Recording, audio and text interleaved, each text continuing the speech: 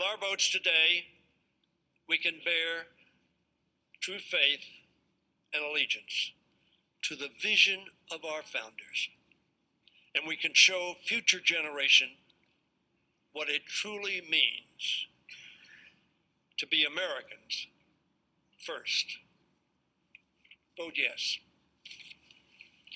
Gentleman yields back. Gentleman from Georgia.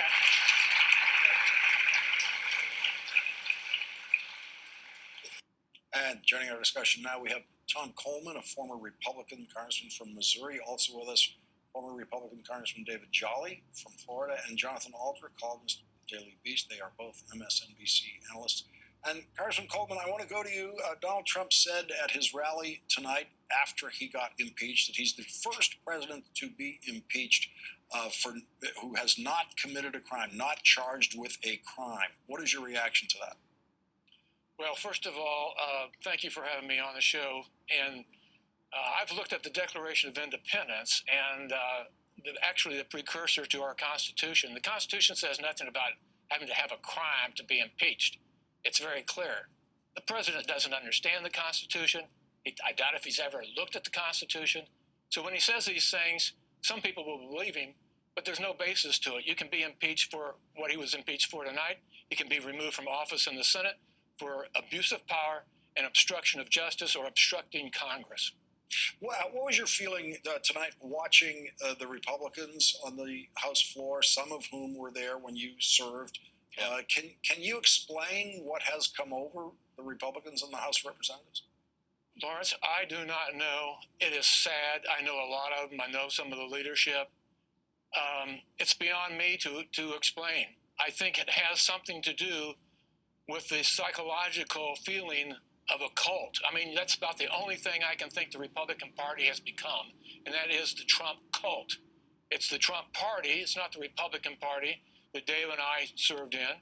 It's different, and we've got to recognize that. And the people who identify themselves, who are not office holders, as Republicans, they're thinking that this is the old Republican Party. It's not. It's the Trump Party, and you can leave it. I have left it. David has left it. And, you know, it's okay, because just because you were at one time a Republican doesn't mean that this is the party for you today.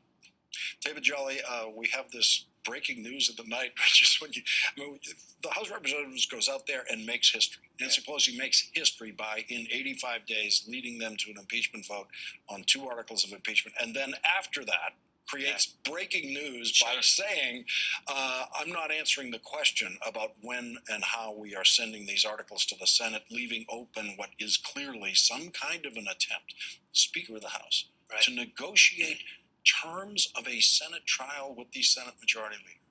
And I think that's a very wise and prudent decision that Nancy Pelosi is contemplating based on what Mitch McConnell and Lindsey Graham and others have already said, that there would not be a fair trial in the Senate. And I think what we're seeing in Nancy Pelosi is somebody who understands that today reflected the strength of the Republic, the greatness of the Republic in some ways, that we have an independent legislative body that's able to hold the executive accountable, but also recognizing the weakness of the moment, that in many ways our national spirit is a little damaged and torn tonight.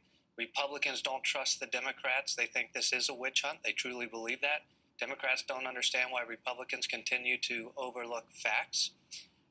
Republicans quoting Alexander Hamilton saying the founders didn't want a partisan impeachment. Democrats quoting Hamilton saying he said that impeachment was to address the misconduct of public men. The two sides are speaking past each other, but what they know is they don't trust each other. And Nancy Pelosi recognizes in this moment that the articles that were passed today says the president betrayed the nation. That's a quote from the article. He subverted constitutional government. And so if you have a majority leader, Mitch McConnell, who has said, I don't want to hear anything of it, I'm already in the bag for the president, the Senate's not going to recognize the gravity of the moment, then why give him the opportunity to behave in a way that offends the Constitution? Hold it back until you can get some assurances from the Senate that they intend to do their job, and honor the special impeachment oath that the Constitution requires, that each senator, including Mitch McConnell, must do impartial justice. He arguably has already violated that oath that he has yet to take. And Jonathan, he's going to take that oath on television. The same guy who on television has said, I have no intention of being impartial, actually used the word from the oath, is going to raise his right hand on television and take an oath saying, I will do impartial justice according to the Constitution and the laws, so help me God. Shamelessness is contagious. The problem with Trump is that when you're in his orbit, you're tainted and you start acting worse than you would otherwise. And in Mitch McConnell's case, that's saying something. McConnell is in a tough spot. We tend to think of him as this ace, legislator who always gets his way and understands power better than everybody else around him. But he's caught between three forces right now. Nancy Pelosi is holding cards. The committee chairs in the Senate, his colleagues, they do not want a situation where a precedent is established of the executive not turning over any documents or witnesses. 13 months from now, there could be, President Warren or President Biden and these Republican chairmen of these committees don't want to get stonewalled by them. So they have certain institutional interests in seeing witnesses and documents. And then you have the vulnerable Republican candidates who are up this year. And they are clearly going to want to see some witnesses because they don't want to explain to their constituents their independence that they need to win general elections, why this was a fake trial. They need it to be a real trial. So I think by the time this is over, Lawrence, there will be a genuine trial in the U.S. Senate. Tom Coleman, how do you see the politics of this for Republicans, especially some of those vulnerable Senate Republicans? Well, first of all, I think that somebody cited the polls that show 2/3 of the Republicans believe there should be witnesses in a regular trial. This is an issue of fairness, and I think if the Democrats can sell this as an issue of fairness, everybody thinks we ought to have a fair trial, and so that's my recommendation tonight. We have in the Senate probably 4, maybe 5 vulnerable Republican senators. They are going to be very closely watching this. They cannot go back to their states and say, I want an unfair trial. What have you done to make this a fair trial? What have you talked to the majority leader about this? People are going to be asking these questions. They know they're going to be asked the questions. And that's why I think this thing is going to open up.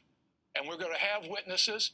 There's probably some stuff out here right now that we don't even know is going to be introduced into evidence. And so that's why I said a month or two ago that we are going to have impeachment, which I was the first Republican, former or current, to call for the impeachment back in May, if you recall. Mm-hmm. And then also, by the time that this gets to the Senate and into a vote for the Senate, there will be overwhelming support for removal of Donald Trump. David, quickly, do you see the politics of this as clearly as that? I'm not sure, because I think Mitch McConnell has shown us that he has a way of doing away with these very consequential matters in a way that minimizes the damage to the Republican Party. I think if we had an expanded trial, the American people will be tuned in more. But I honestly don't trust Mitch McConnell. I think Nancy Pelosi would be wise to keep the impeachment articles back until next spring. Tom Coleman, David Jolly, Jonathan Alter, thank you all for joining our discussion tonight. We really appreciate it. And tonight's last word on impeachment is next.